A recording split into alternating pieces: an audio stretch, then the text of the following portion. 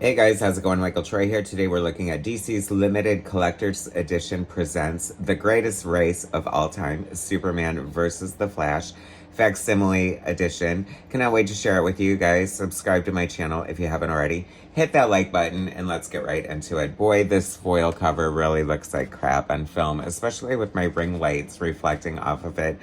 But this is the only copy they had left at my local comic book shop, which also explains the huge crease in the corner.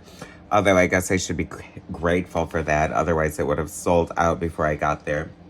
I mean, this really does ruin the value of the book completely. I mean, but they should have given me a huge discount or something. I don't know. I feel like I still can resell it. I don't know. But very disappointed by the bent corner. However, this is an amazing book, and I was not going to pass and risk missing it.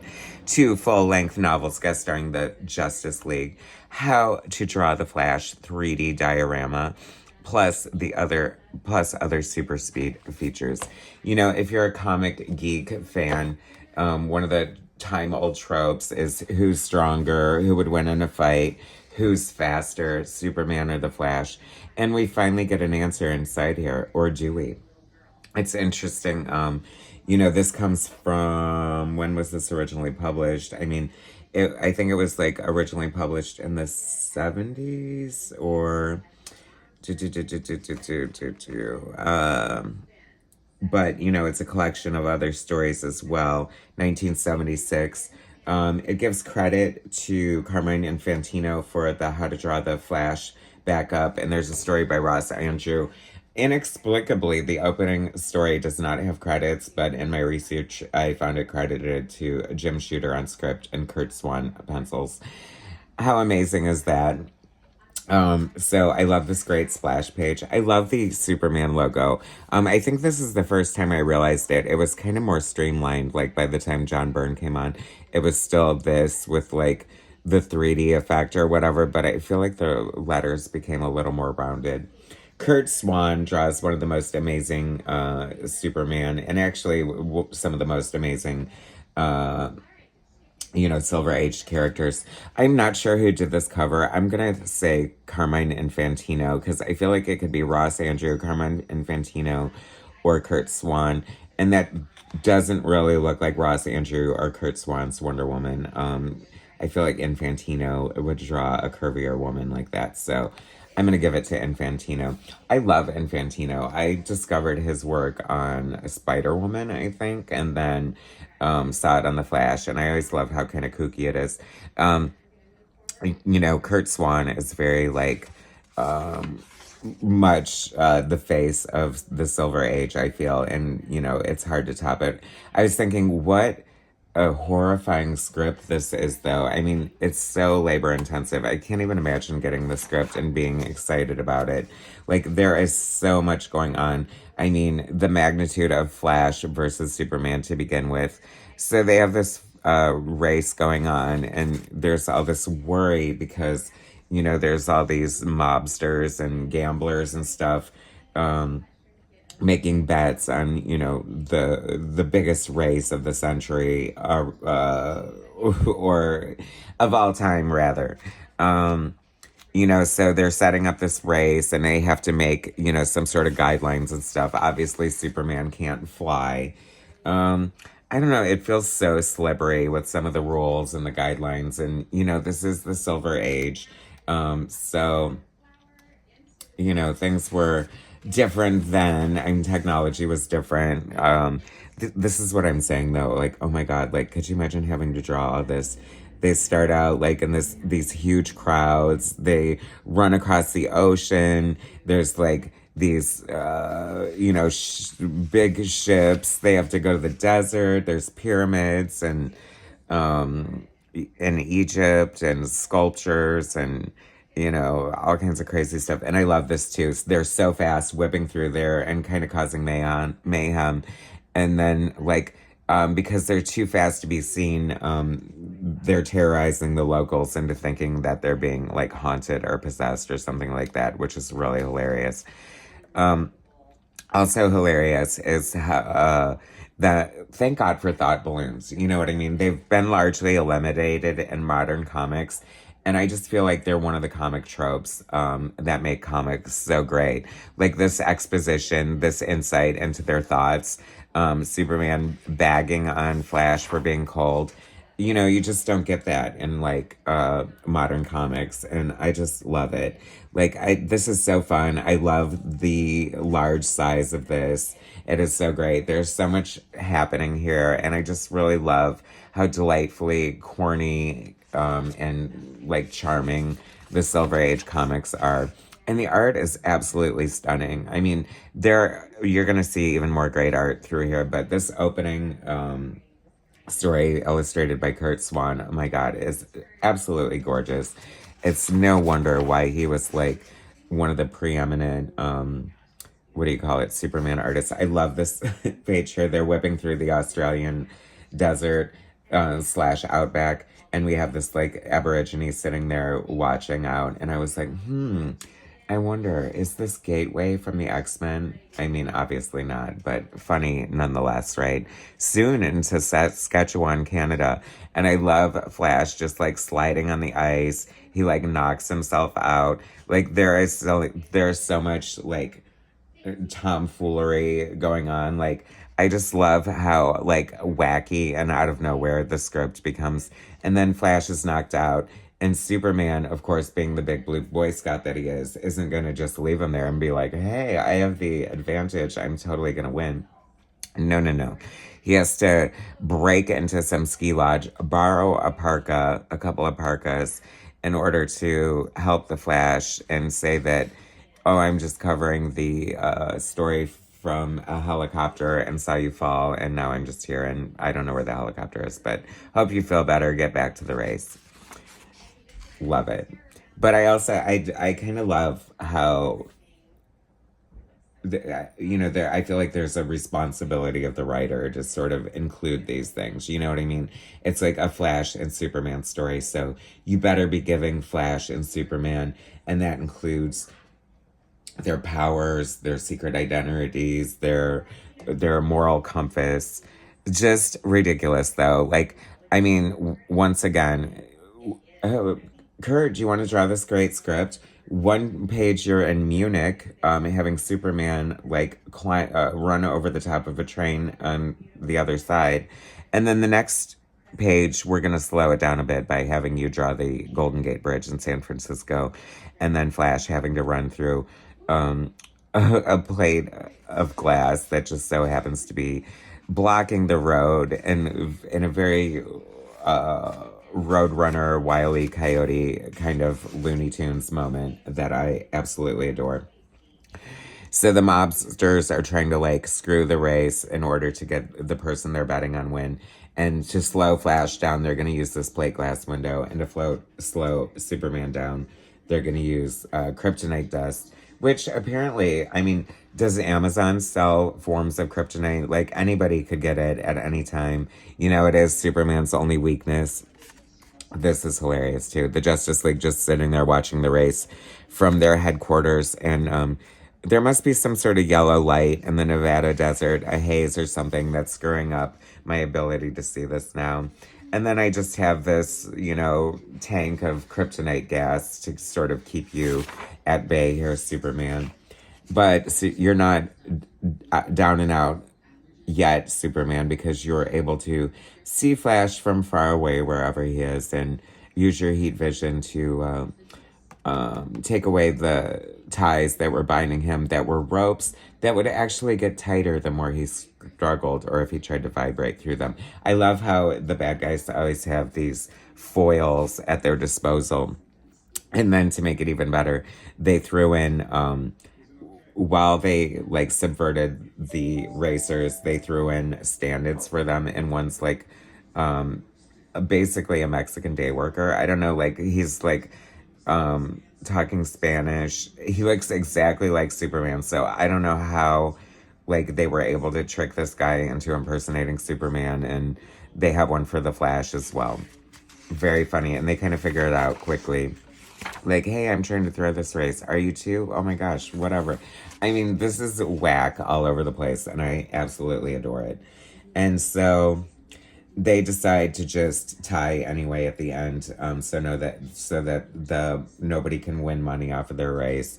And the question remains, who is the fastest? I guess it's a race that will have to be made for another day. And just, as an intermission, we have this gorgeous page here. I want to say it's Neil Adams and Dick Giordano, because it's too gorgeous to be anyone else. But I'm not 100% sure, but I'm pretty sure.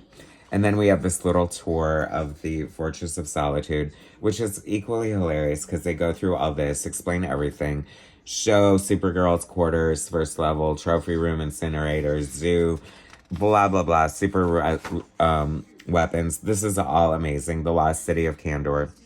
And then he's like, well, we ran out of time, so I can show you my private headquarters. But catch me at a later date, and I promise to make it up to you. In the meantime, let's do this Flash crossword puzzle, because it's exciting to watch Grandma do it. So here's one for yourself by Bob Rozakis. Love it. And then here, this is the gag of the book. I love this so much. How to Draw the Flash by Carmine Infantino. Love Infantino's signature, and this is so much fun, and I just love these 2 pages right here. This is what makes this Treasury format so great. I love these facsimile reprints, and I hope they keep on doing them because they are so much fun. Could you imagine this came out like in the newsstands back in the day? Now we have the second story of The Flash versus Superman to find out who's faster. Story by E. Nelson Bridwell, art by Ross Andrew and Mike Esposito. And the art, it just keeps on kicking. And this shows exactly why Andrew and Infantino and Adams and Swan were like the gods of comic book art back in the day. I mean, this is pre-Image, this is pre-John Byrne, Michael Golden, and this is the cream of the crop, the best of the best. And these are the guys who influenced major generations of beautiful comic art for decades to come. Speaking of comic tropes, I absolutely love, being a comic fan, we love certain things about certain characters that are instantly recognizable. And if you've ever been a Flash fan, you know that his like little crazy costume, when it comes out of the ring and it hits the oxygen and expands into a suit. And it just looks so cool in that form. And I absolutely adore that little part of the Flash mythos. This is hysterical too. He's having dinner with Iris and she's serving him dinner under a cloche, very like 1960s dutiful wife, and wearing heels nonetheless, and looking like $1 million, I have to say. I do love Iris Allen. Weather Wizard, we find out like he's involved here. Classically corny character. Love it. There was something about him that I felt like I wanted to mention, but I can't remember. Anyway, too much fun, right? I mean, I feel like this is one of the oldest gags / tropes in comics, who's faster, Superman or Flash, and it's just like a continuing thing that will always be great as long as those characters exist. This sort of goes deep. Like, these aliens, I guess they're like betting aliens. So they really want to see who's faster, Superman or Flash. And they set up this horrible, lose-lose situation where if Flash loses, Central City will be destroyed. If Superman loses, Metropolis will be destroyed.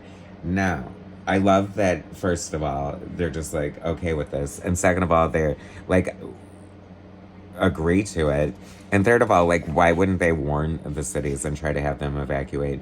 And then the Justice League is just uselessly bound again, while Flash and Superman have to race, thinking about their beloved ones and being like, oh my God, I have to win because of Lois, Jimmy, Perry, and Lana.